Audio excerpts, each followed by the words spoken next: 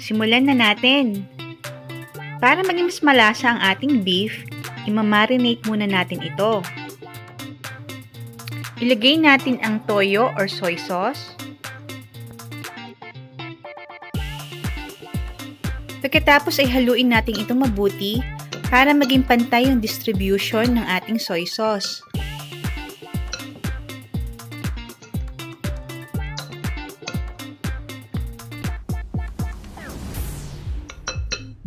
Pagkatapos mahalong mabuti, isunod naman nating ilagay ang cornstarch.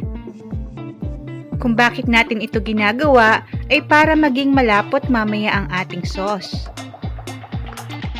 Hahaluin lang nating mabuti at imamarinate natin ito for at least 15 minutes.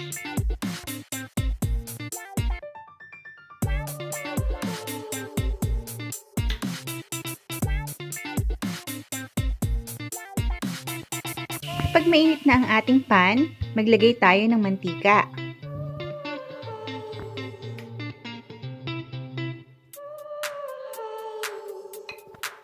Unahing igisa ang luya at lutuin ito ng mga 30 seconds.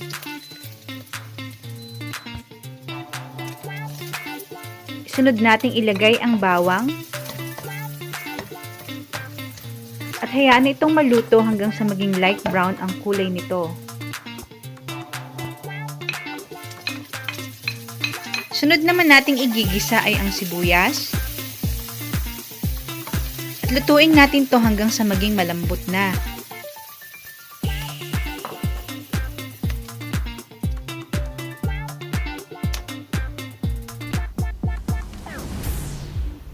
Kapag malambot na ang sibuyas, pwede na nating ilagay ang marinated beef.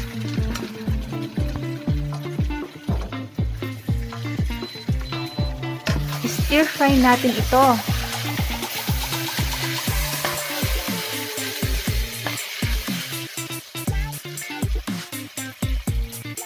Halu-haluin lang nating mabuti hanggang sa maging brown ang kulay nito.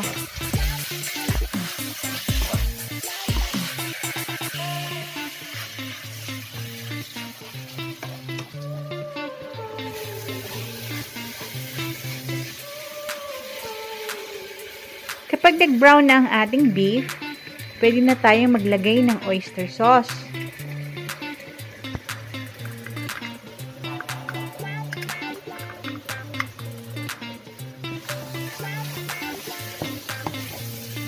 Tuloy lang natin ang paghalo dito.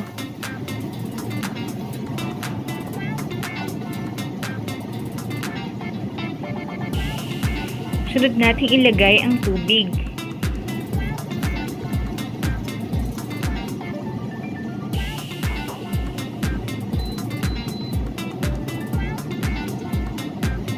Haluin lang natin ulit mabuti at pagkatapos ay tatakpan natin ito at hintayin natin kumulo.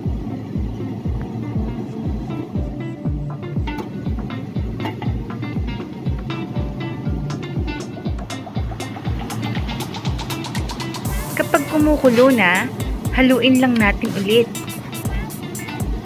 Kung mapapansin nyo, nagtitikan na ang ating sauce dahil yan sa cornstarch na nilagay natin. Takpan ulit natin at hayaan lang natin kumulo.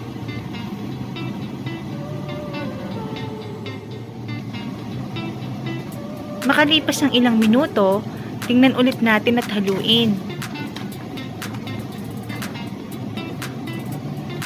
Depende kung anong parte ng baka ang inyong ginamit, so itatagal ng pagluluto nito.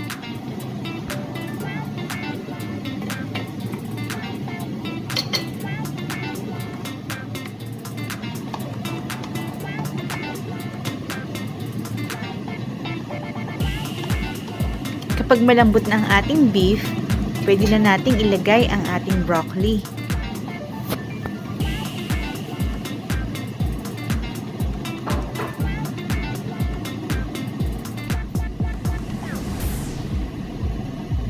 Lagyan na din natin ng asin.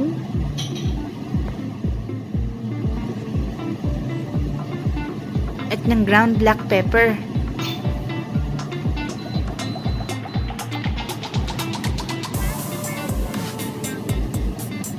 Haluin lang nating mabuti hanggang sa ma-coat ng sauce ang ating broccoli.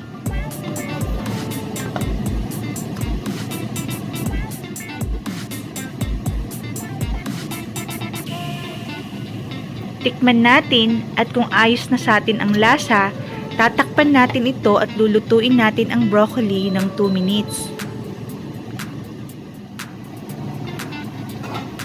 Makalipas ang 2 minutes, luto na ang ating saucy beef with broccoli.